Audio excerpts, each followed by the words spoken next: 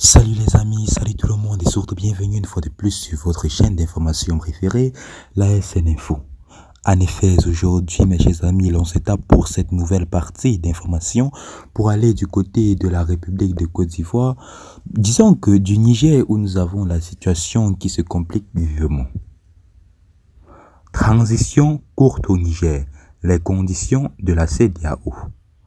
À l'issue du 64e sommet ordinaire des chefs d'État et de gouvernement de la CEDEAO, les dirigeants ouest-africains ont ouvert la voie à un allègement des sanctions au Niger à condition que la transition soit la plus courte avant un retour des civils au pouvoir.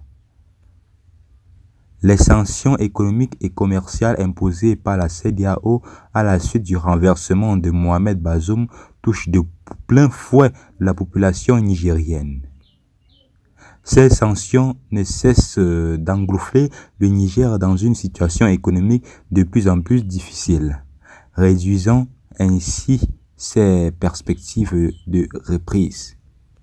Des sanctions qualifiées par certains économistes de très dures envers le Niger au regard du contexte économique et alimentaire très chaotique que traverse le pays de la sous-régionale.